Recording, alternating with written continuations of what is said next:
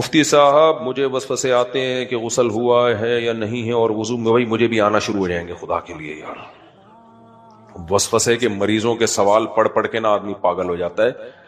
آپ فوراً ڈاکٹر سے رابطہ کریں، وہ رکھ کے 25-30 چماٹے مارے گا تو ٹھیک ہو گیا. آپ اس کا علاج میڈیسن سے نہیں ہے. جو وسوسے آ رہے ہیں نا غسل ہوا کہ نہیں ہوا، ایسے آدمی کو واش روم میں گھسیٹ کے نکالو. یہ ایسے وسوسے کے مریض میرے علم میں ہیں پوری ٹینکیاں خالی ہو جاتی ہیں، ان کا غسل نہیں ہوتا. ایک صاحب نے بتایا میری بیٹی کو وسوسے کی بیماری ہے. جب جیسے خواتین مینسز سے پاک ہوتی ہے نا تو غسل کرنا پڑتا ہے تو پوری ٹینکی خالی ہو جاتی ہے. پانی کتنا مشکل سے آ رہا ہے کراچی میں، ٹینکر ڈلوا رہے ہیں لوگ. تو یہ اسی طرح مردوں کو ہو جاتا ہے وسوسہ، غسل نہیں، یہاں سے سوکھا رہ گیا ہوں. وہ یہ بہت خطرناک بیماری ہے اور یہ میڈیسن سے نہیں، ان کے جب تک چپیٹے نہیں لگیں گے نا، کیونکہ بعض چیزوں کا مارز. حضرت مولانا رشید تھانوی رحمۃ اللہ علیہ کے پاس ایک شخص آیا اور کہنے لگا مجھے ایک دودھ والی ہے، اس کو کیا کہتے ہیں دودھ والوں گوالے نہیں، اس کو کوئی اور لفظ استعمال کیا پرانی اردو میں، گھوسن تھی شاید، اس کو گھوسن کہتے تھے، جو دودھ بیچا کرتی تھی نا. اس سے مجھے عشق ہو گیا ہے، میں بہت ٹینشن میں رہتا ہوں، ڈپریشن میں ہوں، مجھے یعنی کسی طرح عشق ختم ہو جائے میرا تو وہ دل سے نکل جائے، ورنہ میرے خیالات میں وہ سما گئی ہے. شادی کا تو چانس ہی نہیں تھا تو میرے دماغ سے نکلے، میں بہت ٹینشن میں ہوں. تو حضرت نے فرمایا ٹھیک ہے ہم علاج کرتے ہیں آپ کا. تو علاج میں کچھ پرہیز کرنا پڑے گا. نمبر 1 وہاں جاؤ نہیں اور اسے دیکھو نہیں، جان کر اس کا خیال دل میں نہ لاؤ. کچھ دن تو اس پر عمل کرو، یعنی جان کر نہیں سوچو، اپنے آپ کو مصروف رکھو. اس نے کہا یہ نہیں ہو سکتا، مجھے تو دودھ پینا نہیں ہوتا پھر بھی میں لینے جاتا ہوں. مجھے دودھ پینے کی ضرورت نہیں ہوتی پھر بھی میں دودھ خریدنے صرف اس کو دیکھنے کے لیے جاتا ہوں. یہ مجھ سے نہیں ہوگا کہ سوچو نہیں، دیکھو نہیں. تو حضرت پہلے بزرگوں کے لوگ چماٹے کھایا کرتے تھے، بزرگوں کا بڑا احترام تھا کہ یار بزرگ نے ڈانٹ دیا مار دیا کوئی مسئلہ نہیں ہے. اب تو وہ احترام باپ کا کی مار کو برداشت نہیں کرتے لوگ. والے تھانوی رحمۃ اللہ نے رکھ کے چپیڑ لگایا اس کے. بولا تو پھر میرے پاس علاج کے لیے آیا اور چلاتا کس کی ہے؟ اپنی. دفع ہو یہاں سے. اگلے دن آیا کہہ رہا ہے عشق اتر گیا. وہ ایک چپیٹے سے عشق اتر گیا، جو آپ نے چپاڑا مارا تھا نا اسی دن کافور ہو گیا عشق. تو بعض چیزوں کا علاج میڈیسن سے یا سمجھانے سے نہیں ہے. وہم کے مریض کو طبیعت سے پکڑ کے کوئی کوٹ دے اپنی ذمہ داری پہ. جو وضو کے لیے بیٹھا ہوا ہے نا وہاں گھنٹے نل کے کھول کے وضو نہیں ہو رہا، میں تو یہ کام نہیں کر سکتا، کوئی کیس نہ بن جائے، کوئی مسئلہ نہ ہو جائے، تو وہ اس کو 2-3 رکھ کے لگاؤ. یہ ماں باپ کر سکتے ہیں تو ٹھیک ہو جائے گا، ورنہ یہ مشکل کام ہے. تو ڈاکٹر کو دکھائیں، یا تو ڈاکٹر بھی وہم کا مریض بن جائے گا یا تم ٹھیک ہو جاؤ گے. والد مرحوم کے گھر کے بارے میں سوال آتا. ہمارے والد صاحب کا انتقال ہو چکا ہے، ان کے ورثہ میں ایک بڑے ابے بھائی یہ تو پورا وراثت تھا. والد کا انتقال ہو چکا ہے، ان کے ورثہ میں والدہ، ایک بیٹا اور 3 بیٹیاں ہیں. تو والدہ کو 12.5% دے دو، باقی وراثت کے 5 حصے کر دو. ایک حصہ ایک بیٹی کو اور 2 حصے، یعنی 12.5% بیوہ کا حصہ نکالنے کے بعد جو بچے اس کو 5 حصوں میں ڈیوائیڈ کر دیں. ایک حصہ ایک بیٹی کا اور 2 حصے ایک بیٹے کے. اس کے بعد ایک بیٹی کا انتقال ہو گیا جو غیر شادی شدہ تھی، تو بس وہ جب شادی نہیں ہوئی تھی اس کی تو اس کے تو کوئی وارث ہی نہیں ہے. تو پھر ایسا کر لو کہ 12.5% بیوہ کا حصہ نکالا اور باقی کے 4 حصے کر دیے، 2 حصے بیٹے کو اور ایک حصہ ایک بیٹی. یہ سب بتا دیا میں نے، باقی اسی کی تفصیل ہے. نانا اور نانی کا گھر، یہ گھر بہت لمبا وراثت کا سوال ہے. فون نمبر کانٹیکٹ نمبر ڈال کے اس کو دارالفتہ میں جمع کرا دیں ہمارے یہاں، دیکھ کے اس کا جواب. اور کوئی یہاں سے کسی نے سوال پوچھنا ہو تو پوچھ لو بھائی. وہ بھائی پوچھ رہے ہیں جی. نہیں گھڑی بھی ضرورت کی چیز ہے. موبائل بار بار نکال کے دیکھنا پڑتا ہے، اسکرین آن کرنی پہ گھڑی میں یوں دیکھو. اب میرے گھڑی میں بھول کے کہیں رکھ کے بھول گیا ہوں، ہدیہ نہ دے دینا مجھے کوئی. گھڑیاں اپنی مرضی کی اور خوشبو اپنی مرضی کی خریدتا ہے انسان. تو لوگ مجھے جیسی گھڑی ہدیہ دیتے ہیں میں کسی اور کو پارسل کر دیتا ہوں. گھڑی وڑی یہ سب چیزیں اپنی مرضی سے انسان سلیکٹ کرتا ہے، تو اس میں سہولت ہوتی ہے بھائی. گھڑی یہ ضرورت کی چیز. ڈیفینیشن کیا ہے اس سے؟ غسل آنکھوں کا زنا سے غسل فرض نہیں ہوتا. آنکھوں کا زنا ہے کسی غیر عورت کو دیکھ کے اس سے لذت حاصل کرنا. بد نظری جو کر رہے ہوتے ہیں تو غیر عورت کو شہوت کی نیت سے دیکھنا، لذت حاصل کرنا، تو یہ آنکھوں کا زنا ہے. یہ غیر عورت سے مزے لے لے کے باتیں کرنا، یہ زبان اور کانوں کا زنا ہے. حضرت عمر کی شہادت ہوئی تو حضرت عمر کی وفات ہوئی تو شہادت ہوئی تھی، تو حضرت عثمان نے کوئی قرآن خوانی کی؟ تو اس لیے اپنے طور پر انڈیویجولی جو بھی میت کے لیے کوئی بھی نیکی کر سکتا ہے کرے، قرآن خوانیاں نہ کریں. اور رہا یہ مسئلہ 2 مہینے کا راشن غریبوں کو دو، تو یہ بھی غلط ہے. جس نے جو کرنا ہے وراثت تقسیم کریں، پھر جس کا باپ سے جتنا تعلق ہے، جتنا جس نے کرنا ہے اپنے طور پہ کرے. اس میں مشورے نہیں دینے چاہیے. بعض دفعہ انسان نہیں چاہتا، وہ دباؤ میں آ جاتا ہے. جس نے جس کو چپکے سے کچھ کھلانا ہے، پلانا ہے، صدقہ کرنا ہے، وہ اپنے طور پر کرے. وہ ساری زندگی پڑی ہے، کرتا رہے. 2 مہینے کے راشن کی کوئی قید نہیں. باقی نماز روزوں کا کفارہ، والد صاحب نے اگر وصیت کی تھی تو 1/3 مال سے کفارہ ادا کیا جائے. اگر وصیت نہیں کی تھی تو میری رائے اس میں یہ کہ کفارہ نہ ادا کیا جائے. روزوں کا تو کر دیں، وہ تھوڑے سے ہوتے ہیں. نماز کا مسئلہ یہ ہے کہ کئی سالوں کی نمازیں ہوتی ہیں، پوری وراثتیں اس نماز کے کفاروں میں نکل جاتی ہے.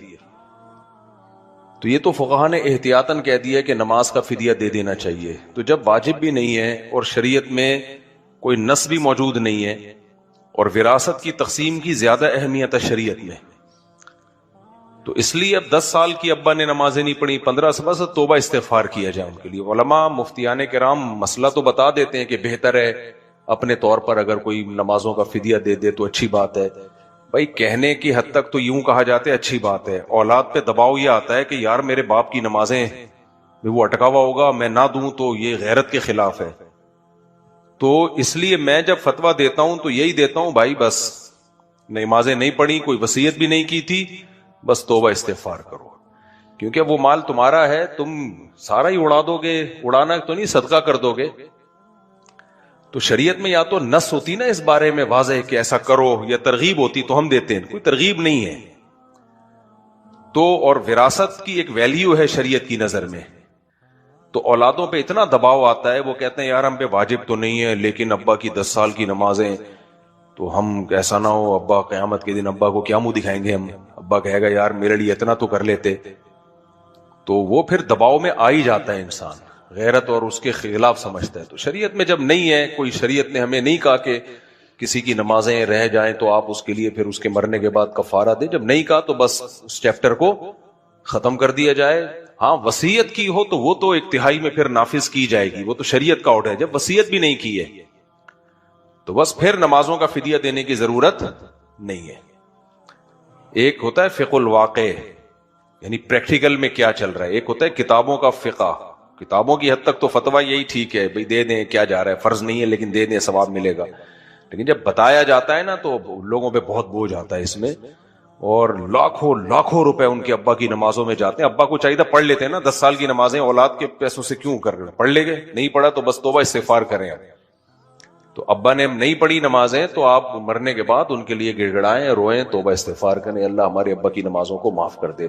تو اللہ کہے گا کہ اگر معاف کرنا ہے تو فدیہ دو. تو آپ کہہ دینا کہ اللہ تو کہہ دیتا فدیہ دو تو میں دے دے، تو نے کیوں نہیں کہا، تو نے کیوں نہیں کہا. تو اس سے پتہ چلتا ہے انشاءاللہ اب وہ توبہ استغفار سے امید ہے کہ شاید معاف ہو جائیں. امید ہی کی جا سکتی ہے، یقینی فتویٰ تو نہیں دیا جا سکتا. تو اس لیے والدین جب دنیا سے چلے جائیں تو اگر تھوڑی سی نمازیں ہیں نا 4 دن کی 2 دن کی تو ٹھیک ہے دے دیں، نہیں ہے زیادہ نمازیں تو چھوڑ دیں، بس اس کی فکر چھوڑ دی جائے. بس توبہ استغفار کریں، اس کی فدیے کی فکر نہ کریں. اگر خدا کا وجود ہے تو پھر دنیا میں اتنا ظلم و ستم ہو رہا ہے، غزہ میں بچے مر رہے ہیں، طاقتور غریبوں کا استحصال کر رہا ہے، تو وہ مداخلت کیوں نہیں کرتا، سامنے کیوں نہیں آتا؟ مداخلت ہے تو اس کی، تبھی تو اس نے کہا لا تحسبن اللہ غافلا عما یعمل الظالمون. ظالم جو کر رہے ہیں اللہ کو غافل مت سمجھو. یہ مداخلت کی ہے اللہ نے، تبھی تو یہ آیتیں نازل کی ہیں. یہ اشکال وہ لوگ کر سکتے ہیں جو قرآن کو مانتے نہیں ہیں. ہم تو مانتے ہیں قرآن کو، اللہ قرآن میں کہہ رہا ہے کہ میں غافل نہیں ہوں، میں سزا اس لیے نہیں دیتا کہ ایک دن میں نے آزمائش کا، امتحان کا، رزلٹ کا رکھا ہوا ہے، قیامت کا دن ہوگا، اس دن سب کو لٹکاؤں گا میں۔ سوال ان لوگوں سے ہونا چاہیے جو خدا کو نہیں مانتے، جو خدا کو نہیں مانتے وہ ظالم کو اور مضبوط کر رہے ہیں، کرتا رہے کوئی پوچھنے والا نہیں ہے، سمجھ رہے ہیں؟ جو خدا کو مانتے ہیں نا وہ تو پھر بھی ڈر کے ظلم چھوڑ دیتے ہیں کہ یار اللہ کو جواب دینا ہے۔ تو اگر خدا کا انکار ہونا تو دنیا میں ظلم کم نہیں ہوگا، اور زیادہ بڑھ جائے گا۔ بہت سارے ظلم اس چکر میں ہو رہے ہیں کہ لوگ خدا کو مانتے ہیں، ان کو پتا ہے کہ اللہ کو حساب دینا پڑے گا۔ اپنی مثال دیکھ لو، ہم لوگ بیویوں کے حقوق کیوں ادا کر رہے ہیں؟ اگر خدا کا خوف نہ ہو، خدا کی قسم کوئی میاں اپنی بیوی کا حق ادا نہیں کرے گا۔ آپ کہہ سکتے ہو انگریز حق ادا کر رہے ہیں، وہ تو خدا کو نہیں مانتے، حق ادا ہی نہیں کر رہے، وہ انہوں نے حق ہی ختم کر دیا بیوی کا۔ وہ کہتے ہیں بیوی چائے بھی اپنے خرچے پہ پیے گی اور شوہر چائے اپنے خرچے پہ، تو حق کہاں ہے؟ بہت مشکل ہے یار، ایک تو سمجھانا اس زمانے میں دنیا میں بڑا مشکل کام ہے، کسی کو اونٹ کو رکشے میں بٹھانا آسان ہے، کسی کو بات سمجھانا مشکل ہے۔ دیکھو گورے گاڈ کو نہیں مانتے نا، مانتے ہیں ایسی فارمیلٹی کے طور پہ، گو مائی گاڈ اس ٹائپ کا مانتے ہیں، اس سے زیادہ نہیں مانتے، تو اس لیے انہوں نے حقوق ہی ختم کر دیے ہیں، نہ اولاد کا حق ہے، نہ بیوی کا حق ہے، نہ ماں باپ کا حق ہے، سارے حق مارکیٹ سے کیا کر دیے؟ شارٹ۔ بیوی کا کوئی حق ہی نہیں ہے، نہ عورت پہ شوہر کا کوئی حق ہے وہاں۔ ہمارے ہاں تو حقوق ہیں بھائی، میاں پہ حق کیا ہے؟ میاں کا حق ہے سارا خرچہ کون اٹھائے گا؟ میاں۔ تو اللہ کا خوف ہے تو اٹھا رہے ہیں بھائی، ورنہ پاگلوں میں 4 کا خرچہ اٹھاؤں، میرا دماغ خراب ہے؟ خدا کا خوف نہ ہوتا میں کبھی بھی نہیں اٹھاتا، میں شادیاں ہی نہیں کرتا۔ تو میں یہ کہہ رہا تھا کہ جو شوہر بیویوں کے حقوق ادا کرتے ہیں اللہ کے خوف کی وجہ سے ہی کرتے ہیں، محبت کی وجہ سے بھی ہوتے ہیں، یہ نہیں کہ، لیکن محبت میں اتنے خرچے نہیں اٹھاتا کوئی کسی کے، تو یہ اللہ کا خوف ہوتا ہے۔ اللہ نے بول دیا کہ بھائی یہ ہم نے تمہاری کسٹڈی میں اس لیے دی ہے کہ ان کی ساری زندگی کی کفالت تمہارے ذمہ ہے، تو گورا نہیں اٹھاتا۔ اور یہ جو لبرل لوگ ہیں نا، یہ تو اب ان کو جاب والی لڑکیاں چاہیے، کیونکہ خدا کا خوف ہی نہیں ہے۔ یہ کہتے ہیں ہم کیوں تمہارا پورا خرچہ اٹھائیں، آدھا تم کماؤ گی آدھا میں۔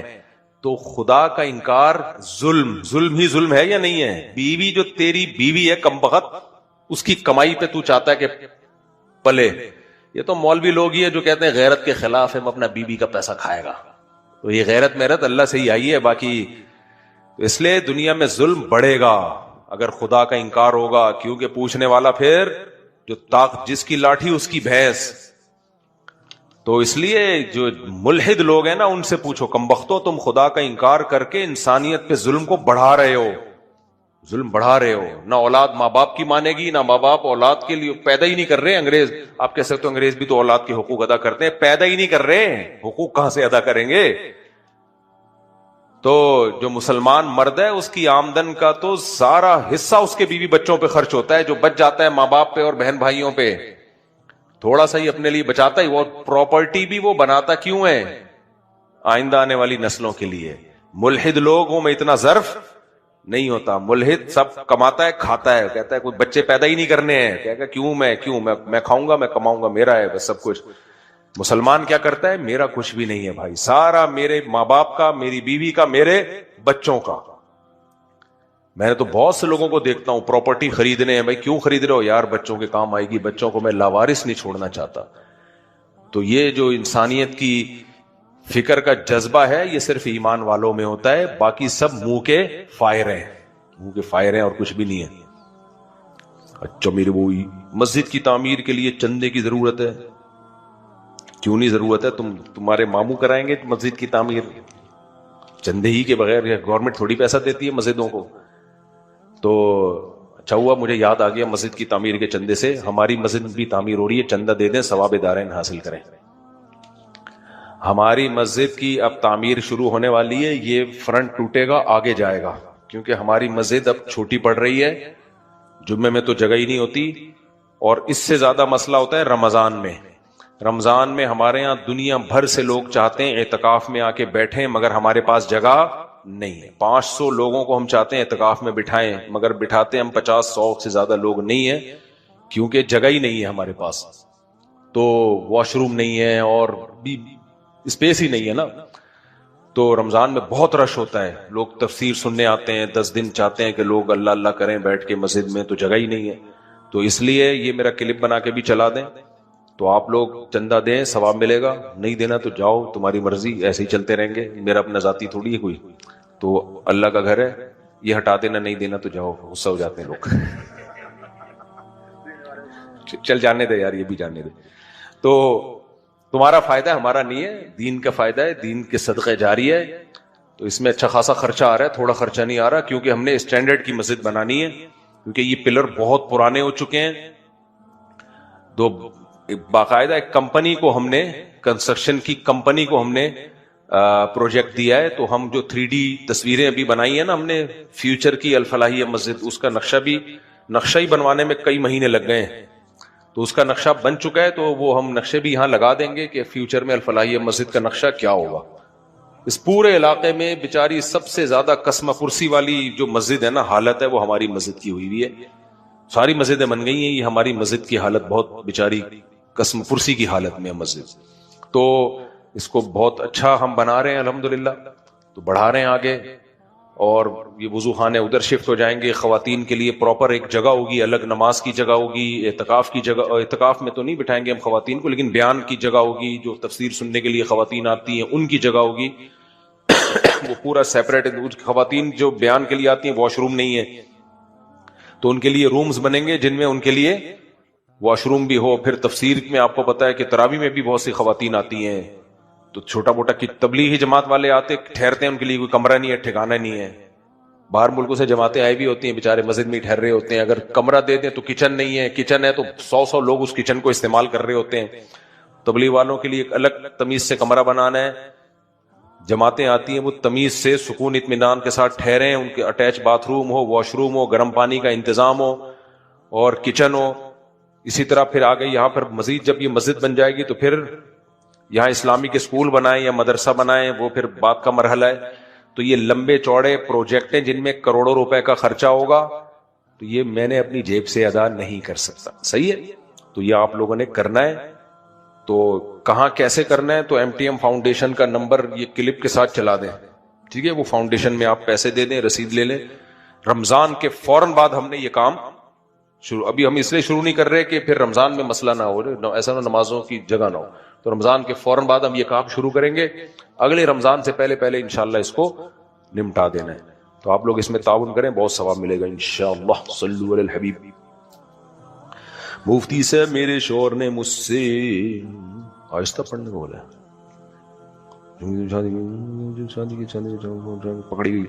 پکڑے گئے بھائی, یہ تو آہستہ نہیں, جب پکڑے گئے تو آہستہ کیا. یہ بہت لمبا سوال ہے بھائی. یہ پھر یار یہ اتنے لمبے سوال جو ہے نا دارالفتہ میں جمع کرایا کریں. اس خاتون سے کہیں کانٹیکٹ نمبر کوئی بھی اس میں ڈال دیں, اور پھر وہاں گارڈ کو دے دیں, کسی کو بھی دے دیں, تو میں تفصیل سے پڑھ کے اس کا ریٹرن میں جواب لکھ دوں گا. مفتی سے میرا سوال یہ کہ جب اللہ تعالیٰ نے ہماری قسمت میں پہلے سے سب کچھ لکھا ہوا ہے, تو جب ہم کوئی گناہ یا ثواب کا کام کرتے ہیں تو اس کے عذاب یا ثواب کیوں ملتا ہے؟ یہ تو کئی دفعہ اس کا جواب دے چکا ہوں میرے بھائی. اللہ تعالیٰ کو ہمارے بارے میں پہلے سے علم ہے کہ کس نے کیا کرنا ہے, اور علم میں یہی ہے کہ یہ اپنے اختیار سے نیکی کرے گا, اپنے اختیار سے گناہ کرے گا. ایک آدمی کو, ہمیں تو کسی کا پہلے سے پتہ نہیں ہوتا, لیکن اللہ کا علم تو کامل ہے نا, تو اللہ کو پتا ہوتا ہے میں اس کو دونوں راستے دوں گا, یہ اپنے اختیار سے برائی کے راستے کو اختیار کرے گا. اسی علم کو, وہ علم چینج نہیں ہو سکتا. تو اس لیے جنت اور جہنم سب پہلے سے لکھی ہوئی ہے. لکھی ہوئی کا مطلب یہ ہے کہ یہ اپنے اختیار سے برے کام کرے گا اور جہنم میں جائے گا, اور یہ اپنے اختیار سے اچھے کام کرے گا اور جنت میں جائے گا. تو اختیار ختم نہیں ہو رہا, اختیار تو اور پکا ہو رہا ہے. تو یہ ہم اپنے اختیار سے ہی کر رہے ہوتے ہیں سب کچھ. ہاں اللہ کا علم وہ تبدیل نہیں ہو سکتا. اس کا جواب میں کئی بار دے چکا ہوں. چاپلوسی کر رہا ہے, چمچا بنا ہوا ہے, تو خوش ہونا چاہیے کہ کل وہ تیری بھی کرے گا ایسی خدمت. اس کو اس سے باغی بنا رہی ہیں. کتنا بڑا جرم ہے یار, کیسے بے وقوف لوگ ہیں کہ نہیں ہیں.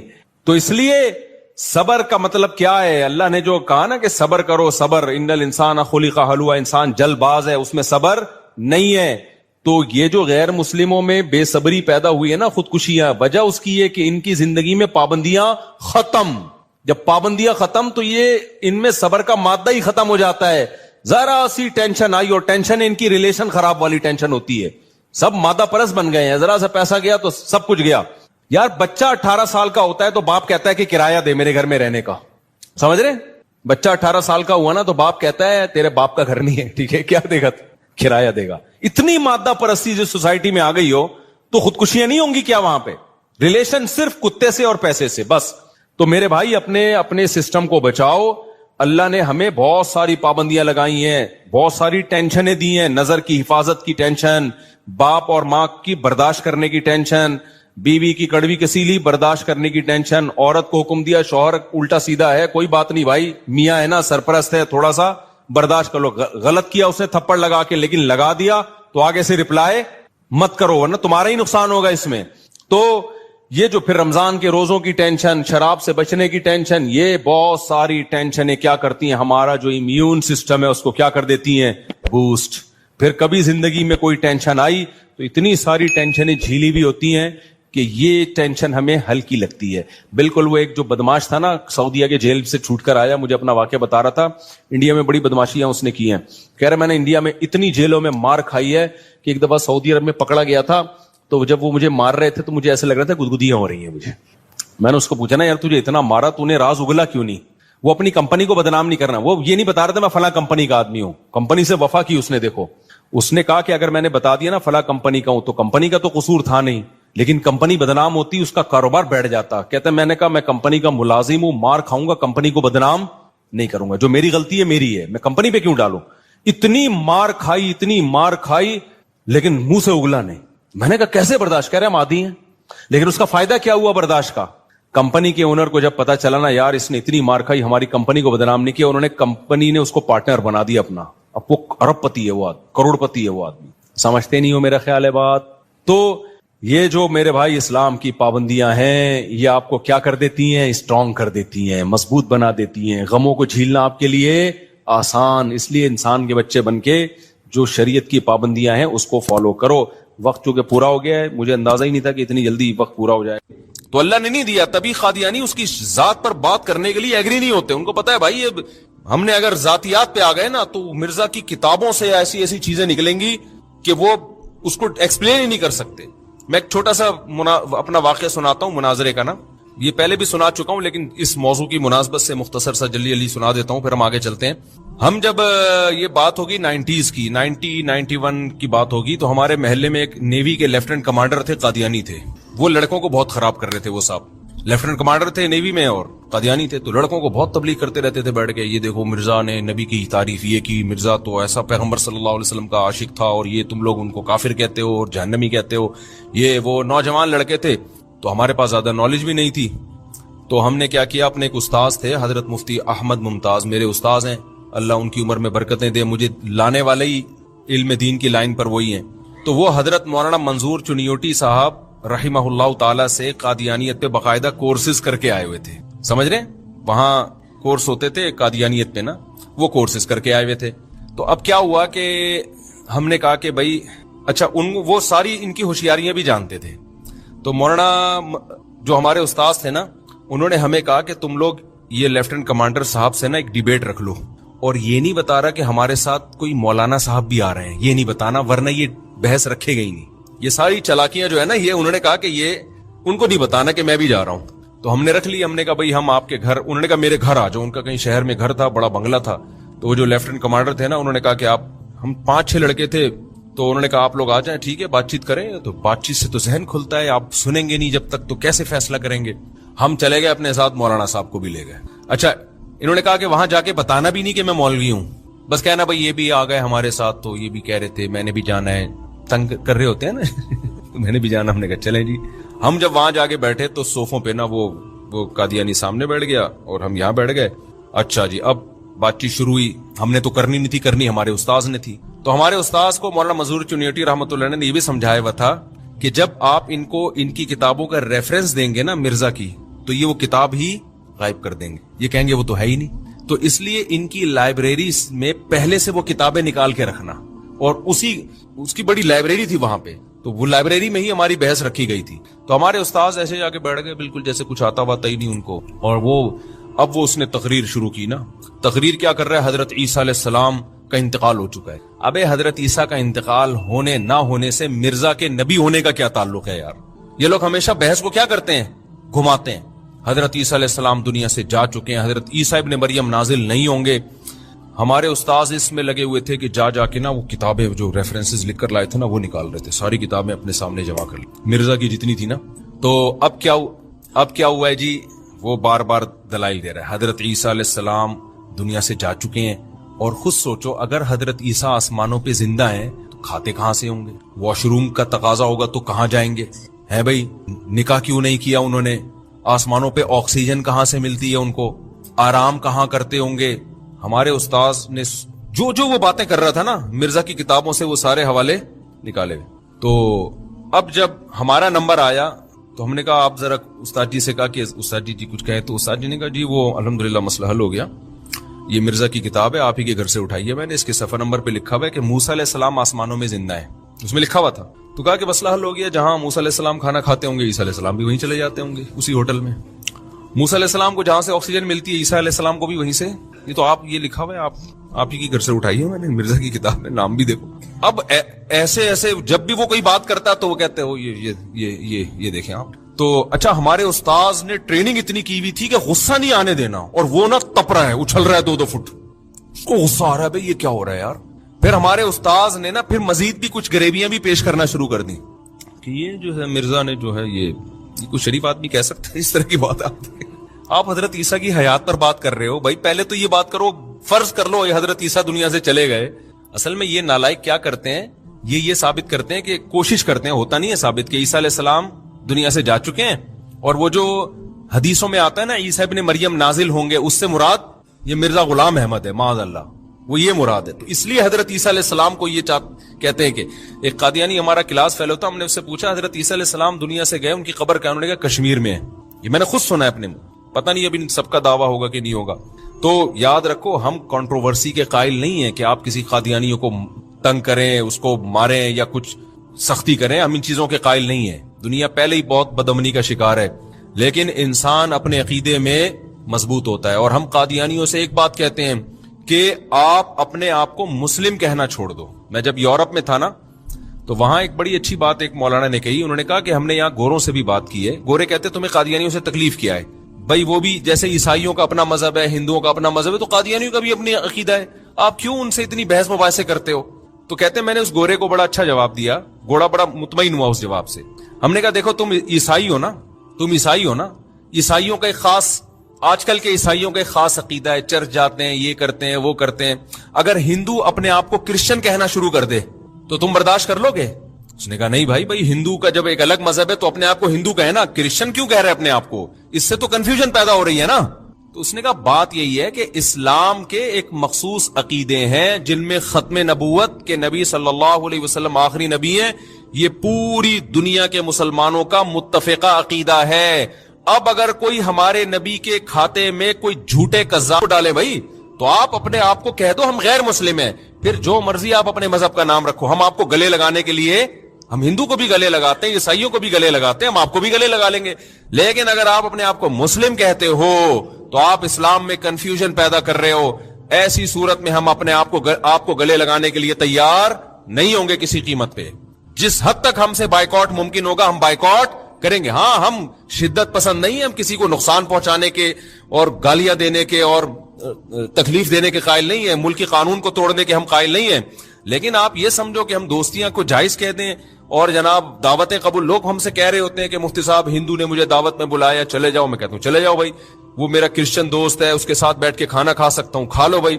لیکن جب بات قادیانیوں کی آتی ہے, مصعب قادیانی اب ولیمہ کر رہے اپنے بیٹے کا, چلا جاؤں؟ نہیں جاؤ بھائی, بالکل نہیں جاؤ. آپ کے لیے جانا جائز بولو نا, نہیں ہے. ہاتھ پاؤں چلا کے آج کے دور میں تو آپ کسی کو قائل کر ہی نہیں سکتے. یقین کریں بچوں کو نہیں قائل کر سکتے. وہ بھی کہتے تھے لاجیکلی بات کریں, اس میں مارنے والی کون سی بات ہے؟ ہمیں ہمارے ماں باپ مارتے تھے تو ہم نے تو نہیں کبھی پوچھا کہ کیوں مار رہے ہیں. ہاں آپ ذرا مار کے دیکھیں, اگلے آرگومنٹ کرتے ہیں بچے کہ جی کیا مسئلہ ہے, بابا غصے میں ہے, کیا ہو گیا ہے, بات کریں, قائل کریں پہلے. ہاں آپ تو اس طرح کرتے ہیں. ہمارے زمانے میں تو ماں باپ ہمیں صرف یہ کہتے وہ چڑیا بیٹھی ہوئی ہے, ہم وہ بات ہی بھول جاتے تھے. آج کل کے آپ بچوں کو یہ کہہ کے دیکھیں, میری وہ بچی چھوٹی 5-6 سال کی ماشاءاللہ, میں نے اس کو چیک کرنے کے لیے صرف اس کو میں کسی بات پہ نا آرگومنٹ اس کے ساتھ کر رہا تھا نا, تو میں نے اسے آف دا وے جا کے نا ایک بات کی, تو میں نے کہا بیٹا اس دن تم نے جو ماما کے ساتھ بابا اس میں یہ بات کہاں سے آ گئی, ہم تو کچھ اور کر رہے تھے بات, کہ میں آپ سے یہ ٹاپک ڈسکس کر رہی ہوں تو اب آپ مجھے دبانے کے لیے کوئی ایک اور واقعے کا حوالہ دے رہے ہیں. ہمیں اگر کوئی یہ ہمارے بچپن میں کرتا تھا کہ تم نے اس دن یہ بدتمیزی کی تھی, تو ہمارے تو ہاتھ پاؤں بھول جاتے تھے کہ یار اب اس کی بھی ہمیں مار ابھی کھانی پڑے گی.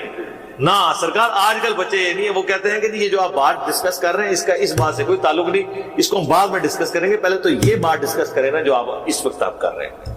آج کل یہ, اور یہ پازیٹیو چیز ہے, میں اس کو نیگیٹو چیز کے طور پہ بیان نہیں کر رہا ہوں. میں سمجھتا ہوں ہماری ایج کے پڑھے لکھے لوگ جو اپنی اولاد کے ساتھ آرگومنٹ کرتے ہیں, یہ اسلامی تاریخ کے کامیاب ترین ماں باپ ہیں, اور وہ ماں باپ جنہوں نے اپنی اولادوں کو دبا کے رکھا ہوا تھا, ان کے مینٹل ماڈلز بدل دیے, نہ پوری زندگی ان میں کانفیڈنس کوئی آیا, نہ انہیں بات کرنے کا کوئی ڈھنگ آیا, نہ انہوں نے تھنک آؤٹ آف باکس کیا کہ کبھی سوچتے. دنیا بھی برباد کی, آخرت بھی برباد کی. ظاہر ہے باپ سے صرف آپ پھر دنیا تو نہیں لیں گے, عقیدہ بھی اس کا لے لیں گے.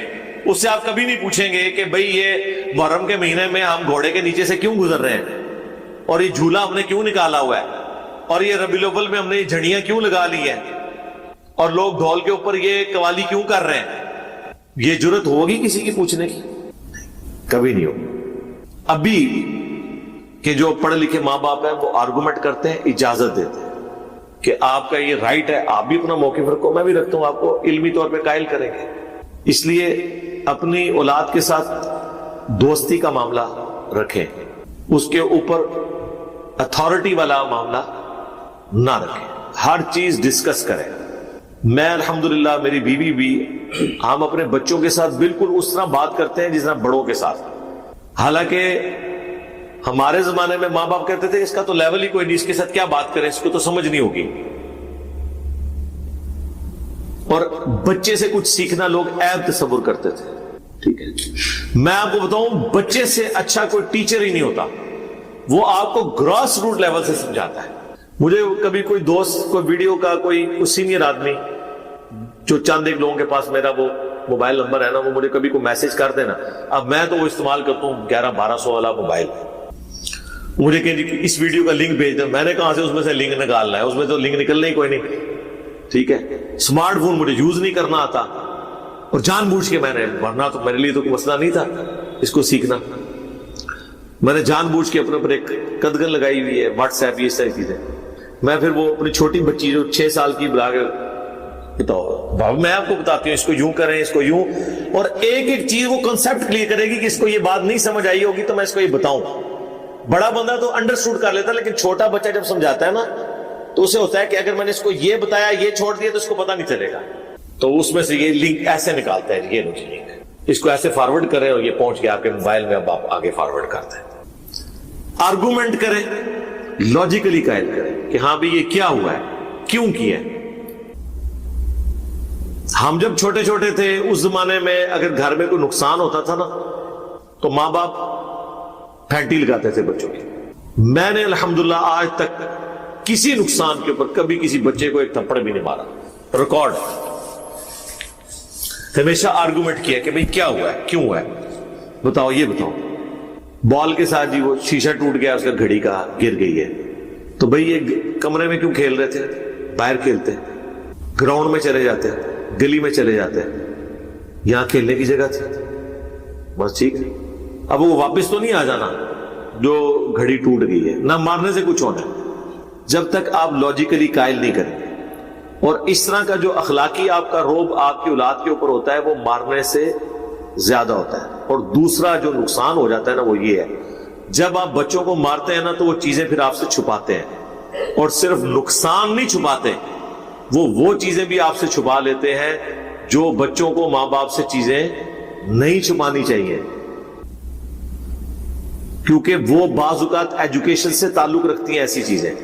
آپ دیکھتے ہیں نا کتنے لوگ جو یہ مدرسوں کے اندر برے کام ہو رہے ہوتے ہیں, وہ بچے ڈر کے مارے گھر آ کے بتاتے ہی نہیں ہیں, انہیں یہ ہوتا ہے کہ ہمارے ماں باپ الٹا ہمیں ماریں گے, اور پھر ماں باپ بھی ایسے ہیں, ایسے ڈنگر قسم کے ماں باپ ہوتے ہیں بعض, کہ بچہ کوئی شکایت کرتا ہے نا تو بجائے یہ چیک کرنے کے کہ بچہ اسکول یا مدرسے کیوں نہیں جا رہا, کوئی اور ریزن نہ ہو, انہوں نے اپنے ٹیچرز کو, اپنے ان بزرگان دین کو, اپنے ان استادوں کو, حفظ کروانے والے ٹیچرز کو خدا بنایا ہوا ہے. اس طرف وہ دماغ ہی نہیں اپنا لے کے جانا چاہتے, اگر چلا بھی جائے کہ کوئی برا کام نہ اس کے ساتھ کر رہا ہو. تو بچے نے آپ کو کہاں سے شکایت لگانی ہے؟ بچہ اسکول نہیں جا رہا, اس سے ریزن پوچھے, کیا وجہ ہے بتاؤ. فرینک ہونا چاہیے. بعض اوقات اسکول میں کچھ بچے ایسے ہوتے ہیں جو بچوں کو تنگ کرتے ہیں, مارتے ہیں, ٹفن چھین لیتے ہیں. تو جیسے اب صبح ہوگی تو بچہ رونا شروع کر دے گا, اسے یہ یاد آئے گا کہ آج بھی میرے ساتھ یہی ہوگا, پھر میں بھوکا رہوں گا, پھر یہ ہوگا وہ ہوگا. اب ماں باپ کو یہ ریزن نہیں وہ بتائے گا جب تک ماں باپ یہ سمجھ رہے ہوں گے اسکول سے بھاگ رہے ہیں. یہ میں آپ کو فرق بتا رہا ہوں. کبھی اس نے اسکول کا کام نہیں کیا ہوگا کسی مجبوری کی وجہ سے, تو کوئی نہیں, آپ آرگومنٹ کریں, چھٹی کروا لیں. نہ اسے مار پروانے کے لیے ضرور بھیج رہے ہیں, چھٹی کروا لیں. پھر اسے گھر بٹھا کے کام کرائیں اور اسے بتاؤ کہ آج تمہاری چھٹی تمہاری وجہ سے ہوئی ہے, آندہ کام کر لیں, ہیپی ہو جائے گا. ادروائز تو وہ چیزیں پھر چھپائے گا. اسی لیے بعض اوقات بچے آ کے ماں باپ کو شکایت نہیں لگاتے کہ مدرسے میں آج استاد صاحب نے میرے ساتھ یہ کیا ہے, کیونکہ انہیں خطرہ ہوتا ہے کہ ماں باپ مجھے ڈانٹیں گے, الٹا ماریں گے. لیکن اگر آپ کی فرینکنس ہوگی تو وہ آپ کے ساتھ خود ڈسکس کریں گے. اور بعض اوقات تو آپ کو کچھ لیول تک تو خود ہی ایجوکیٹ انہیں کر دینا چاہیے. جس طرح وہ عامر خان کی ایک ویڈیو آئی تھی چھوٹے بچوں کو ایجوکیٹ کرنے کی, چھوٹا سا کلپ ہے یوٹیوب کے اوپر رکھا ہوا ہے, بڑے مہذب انداز میں, بغیر اس نے کوئی بھی اس طرح کی چیز, یہ اسی کا کمال ہے. ویسے اللہ نے اسے فن دیے, وہ ایجوکیٹ کر دیے. فرینکنس جو ہے معاملات کو حل کر. یہ وہ آیت ہے جس کے بارے میں نے کہا تھا کہ آپ کسی بھی پاکستان کے چوک میں یہ آیت اگر تلاوت کر دیں ترجمے کے ساتھ, بھلے آپ اعلیٰ حضرت کا ہی ترجمہ پڑھ دیں, تو آپ کا غیبانہ نماز جنازہ ہمیں پڑھنا پڑ جائے گا. اتنا حوصلہ ہی نہیں کہ یہ آیت کوئی سن سکے. سورۃ الاعراف آیت نمبر 188. اگر نبی علیہ السلام کا یہ سٹیٹس ہے تو بابت شاہ ہی کوئی نہیں. قُلْ لَا أَمْلِكُ لِنَفْسِي نَفْعًا وَلَا ضَرًّا. اے نبی تم فرماؤ میں تو اپنی جان کے لیے بھی کسی بھی نفع اور نقصان کا مالک نہیں ہوں. اِلَّا مَا شَاءَ اللَّهُ, مگر جو اللہ چاہے. اب اس کو اسی آیت میں پھر کھولا گیا کہ اس سے مراد کیا ہے نفع نقصان کا مالک نہیں ہوں. وَلَوْ كُنْتُ أَعْلَمُ الْغَيْبِ, اگر میں خود سے غائب جان لیتا, مجھے پتا چل جاتا کہ مستقبل میں کیا ہونے والا ہے, لَسْتَكْثَرْتُ مِنَ الْخَيْرِ, تو میں خیر کثیر جمع کر لیتا. وَمَا مَسَّنِيَ السُّوءُ, اور مجھے کبھی کوئی برائی نہ پہنچتی, کوئی تکلیف نہ پہنچتی. میں پہلے اس کے لیے کوئی معاملات کو سیٹل کر لیتا. نبی علیہ السلام کو اگر پہلے یہ پتا چل جاتا کہ ایگزیکٹلی کیا ہونا ہے. ویسے تو بخاری میں آتا ہے نبی علیہ السلام کو احد کے موقع پر ایک خواب دکھایا گیا تھا کہ آپ کے سامنے ایک گائے ذبح ہو رہی ہے, تو آپ کو یہ کلک کر گئی کہ کل یہ دن مشکل ہونے والا ہے مسلمانوں پر. لیکن ایگزیکٹلی کیا ہوگا کہ وہ 50 تیر انداز میں سے 35 جو ہے وہ درہ چھوڑ دیں گے. حالانکہ بخاری میں الفاظ سے نبی علیہ السلام نے کہا کہ تم دیکھو کہ ہماری لاشوں کو چیل کوے بھی اٹھا رہے ہیں نا, تب بھی تم نے یہ درہ نہیں چھوڑنا. اس سے زیادہ اور کیسے سمجھایا جاتا, لیکن ہو گیا وہ. اس کی وجہ سے نبی علیہ السلام کے بھی دانت شہید ہوئے, 70 کے قریب صحابہ شہید ہوئے, صرف ان 35 بندوں کی نافرمانی کرنے کی وجہ سے. اس پہ میں جملہ بولتا ہوں کہ اگر نبی دنیا میں موجود ہوں اور نبی کے ماننے والے نبی کی نافرمانی کریں تو اس کا رزلٹ یہ نکلتا ہے کہ باقی مسلمان بھی تکلیف کاٹتے ہیں, خود نبی بھی تکلیف کاٹتے ہیں. آج تو نبی دنیا میں موجود نہیں ہے. آج اگر ہم اللہ اور اس کے رسول کی نافرمانیاں کریں گے تو ہمیں یہ کون سا تکبر ہے کہ نبی علیہ السلام کی دعاؤں کا حصہ ہمیں مل جائے گا. جب نبی دنیا میں موجود تھے اور چند لوگوں نے نبی علیہ السلام کی نافرمانی کی, اس کی پاداش میں اللہ تعالیٰ نے نبی علیہ السلام کے بھی دانت شہید ہوئے, 70 صحابہ بھی شہید ہو گئے. اگر لحاظ ہونا چاہیے تھا وہاں ہوتا نا. یہ اللہ تعالیٰ نے ایگزامپل سیٹ کی کہ یہ نعرے مارنے چھوڑ دو, جو کچھ بھی ہے تیرے محبوب کی امت سے. نہ, محبوب کی اتباع کرو گے پھر یہ نسبت بھی کام آئے گی. تمہیں تو یہی بتایا گیا نا کہ نبی نے شفاعت کرنی ہے, یقیناً کرنی ہے, یہ تو سب کو پتا ہے. لیکن جو شکایت لگانی ہے وقال الرسول یا رب ان قوم اتخذوا هذا القرآن مهجورا، نبی شکایت کریں گے کہ میری امت نے قرآن کو پیٹ کے پیچھے ڈال دیا تھا. سورۃ الفرقان سورت نمبر 25 آیت نمبر 30. یہ نہیں آپ کو بتایا گیا. ان انا الا نذیر وبشیر لقوم یؤمنون، میں تو نہیں ہوں مگر ڈر سنانے والا اور خوشخبری دینے والا ان لوگوں کے لیے جو بات ماننا چاہیں، جو ایمان لانا چاہیں. یہ آیت بالکل کلیئر کٹ بتا رہی ہے کہ نبی علیہ السلام اپنی جان کے لیے بھی نفع نقصان کے مالک نہیں ہے، کسی کو تو آپ چھوڑ دیں. نمبر 2، غائب خود سے نہیں جانتے. ہاں اللہ تعالیٰ بتائے تو وہ تو نبی ہوتا ہی وہ ہے جسے غیبی خبریں ملے. نبی کے لیے جو علم غیب نہیں مانتا وہ گمراہ نہیں، کافر ہے. یہ بنیادی عقیدہ ہے. وما كان الله ليطلعكم على الغيب، اللہ کی یہ شان نہیں کہ ہر ایک شخص کے اوپر غیب کی خبر جو ہے وہ دے اسے.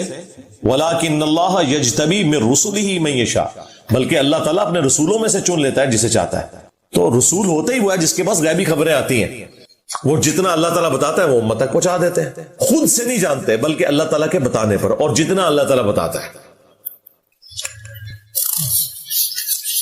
اسی آیت کا ایک ورژن جو ہے وہ سورۃ الانعام میں سورت نمبر 6 میں آیت نمبر 50 ہے، لیکن اس میں کچھ اور الفاظ ہیں. ورنہ یہ آیت بھی کافی تھی، لیکن میں نے وہ اسی لیے ڈالی کہ کچھ الفاظ اس میں مزید ایڈ ہیں. اسی مفہوم کی آیت ہے. قُلْ لَا أَقُولُ لَكُمْ عِنْدِي خَزَائِنُ اللَّهِ، اے نبی تم فرماؤ میں تو یہ نہیں کہتا کہ میرے پاس اللہ کے خزانے ہیں. یہ کہتے ہیں بخاری مسلم میں ہے کہ نبی علیہ السلام کو اللہ تعالیٰ نے کہا کہ خواب دکھائی گئی کہ زمین کے خزانوں کی چابیاں دے دی گئی ہیں. اور بھائی اس سے مراد رومنز اور پرشینز کے جو خزانے تھے مسلمانوں کے پاس آنے تھے. نبی صلی اللہ علیہ وآلہ وسلم کو خوشخبری دی گئی کہ آپ کی امت وہاں تک پہنچ جائے گی. انہوں نے کہا نہیں، جو کچھ زمین میں ہے وہ نبی علیہ السلام تقسیم کر رہے ہیں، خزانے دے دیے گئے ہیں. تو قرآن اس کے لیے ہے. اے نبی تم فرماؤ کہ میں یہ دعویٰ نہیں کرتا کہ میرے پاس اللہ کے کوئی خزانے ہیں. ہاں جب اللہ تعالیٰ نے دیے وہ آپ کی امت تک بھی پہنچے وہ معاملہ الگ ہے. وہ جی بخاری مسلم میں حدیث ہے کہ اللہ دیتا ہے میں تقسیم کرتا ہوں. آدھی حدیث بھائی پوری حدیث ہے. اللہ تعالیٰ جس کے ساتھ بھلائی کا ارادہ فرماتا ہے اسے دین کی سمجھ بوجھ عطا فرما دیتا ہے. دیتا اللہ ہے، تقسیم میں کرتا ہوں. یعنی یہ دین جو ہے یہ اللہ تبارک و تعالیٰ نے میرے اوپر نازل کیا. میں تو صرف اس دین کو تمہارے اندر تقسیم کرنے کے لیے آیا ہوں، تمہیں بتانے کے لیے آیا ہوں.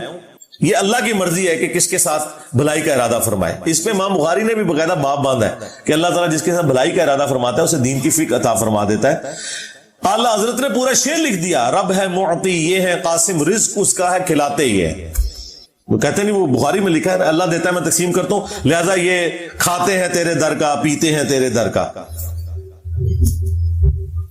اندازہ کریں. اور اب مجھے بتائیں کوئی یہ کہ سرکار غوث اعظم نظر کرم خدارا میرا خالی کا سا بھر دو، اور نسو ادھروں ہے نکلو ادھروں، کیونکہ میرے نبی سا ہے ہی کوئی نہیں، تیرے بابے تھے شاہ ہی کوئی نہیں، بلکہ شاہ ہی کوئی نہیں. اب یہ دیکھیں، اے نبی تم فرماؤ میں نہیں کہتا میرے پاس کوئی اللہ کے خزانے ہیں. ولا اعلم الغیب، نہ میرا یہ دعویٰ ہے کہ میں خود غیب جان لیتا ہوں. ہاں جو اللہ وہی کرتا ہے وہ تو بالکل علم غیب کا عقیدہ ہم مانتے ہیں. ولا اقول لکم انی ملک، اور نہ میرا یہ دعویٰ ہے کہ میں فرشتہ ہوں، نوری مخلوق. نور ہے، نور ہدایت ہے. جو نبی علیہ السلام کو نور ہدایت نہ مانے وہ گمراہ ہے. لیکن سپیشی آپ کی بشر ہے. وہ سورہ بنی اسرائیل میں ہے کہ اگر زمین پر فرشتے آباد ہوتے تو فرشتوں میں پیغمبر آتا، چونکہ انسان آباد ہے تو انسانوں میں پیغمبر آئے گا. یہاں پہ بھی آ گیا، میں یہ نہیں کہتا میں فرشتہ ہوں، کوئی میں نوری مخلوق ہوں، میں انسان ہوں. ان اتبع الا ما یوحى الی، میں تو خود اسی کی پیروی کرنے والا ہوں جو میری طرف وحی کی جاتی ہے. قل هل يستوي الاعمى والبصير، اے نبی ان سے فرماؤ بھلا بتاؤ کہ اندھا اور آنکھ والا برابر ہو سکتے؟ افلا تتفکرون، تو کیا تم غور نہیں کرتے؟ ہم بھی نہیں یہ کہیں گے کہ اندھو، عقل کے اندھو، قرآن و سنت سے دور بھاگنے والوں، تم اور قرآن و سنت والے کبھی بھی برابر نہیں ہو سکتے.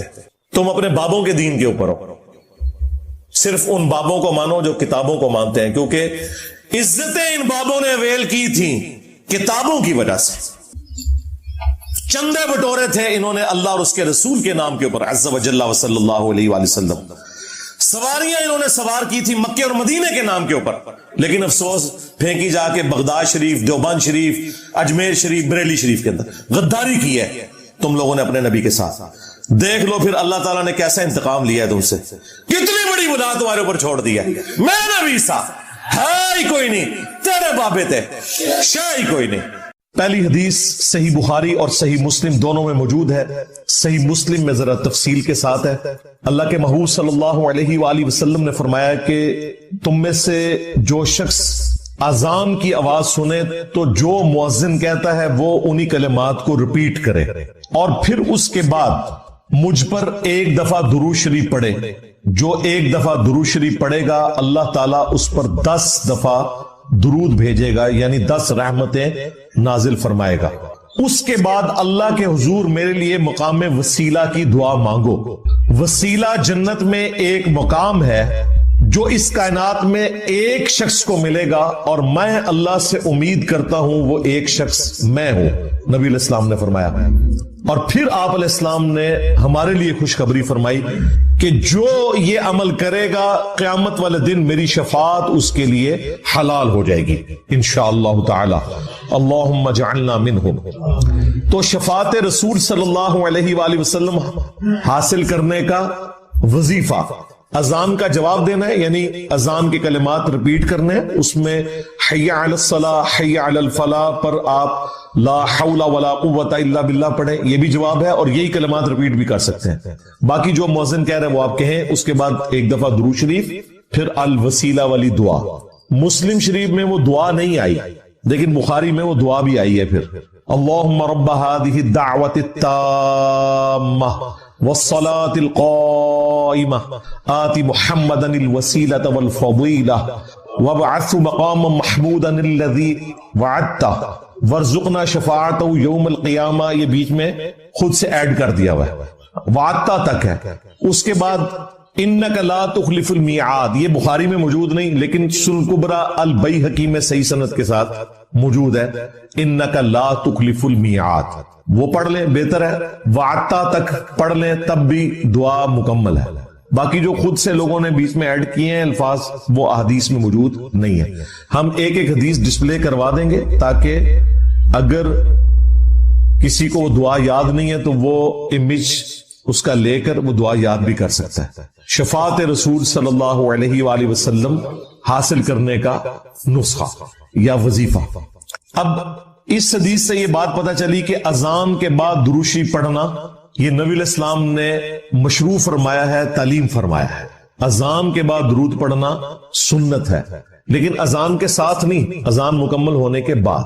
اذان سے پہلے درود پڑھنا اور اسے بالکل جوڑ دینا اور وہ بھی صرف اس وقت پڑھنا جب سپیکر آن ہو، سپیکر آف ہو، بجلی گئی ہوئی ہو. تو چونکہ کوئی سننے والا نہیں ہے اس لیے صرف اذان کہنا اور درود شریف چھوڑ دینا، اس کا مطلب یہ ہے کہ ایک فرقہ واریت کی نظر ہے چیز. صحیح مسلم کی شرح لکھی ہمارے استاد غلام سعود سعیدی صاحب نے رحمہ اللہ تعالی، بریلوی عالم تھے. انہوں نے ڈھکے چھپے الفاظ میں بریلویوں کی خود مذمت کر دی. اس حوالے سے انہوں نے کہا کہ حضرت بلال حبشی رضی اللہ تعالیٰ عنہ ہم سے بڑے عاشق رسول تھے، صحابہ تابعین ہم سے بڑے عاشق رسول تھے. وہ جب اذان دیتے تھے تو اذان سے پہلے درود و سلام نہیں پڑھا کرتے تھے، لہٰذا بہتر یہی ہے کہ اسی طریقے سے اذان دی جائے. یہ مفتی منیب الرحمان جو مفتی اعظم ہیں بریلویوں کے، ان کے مدرسے میں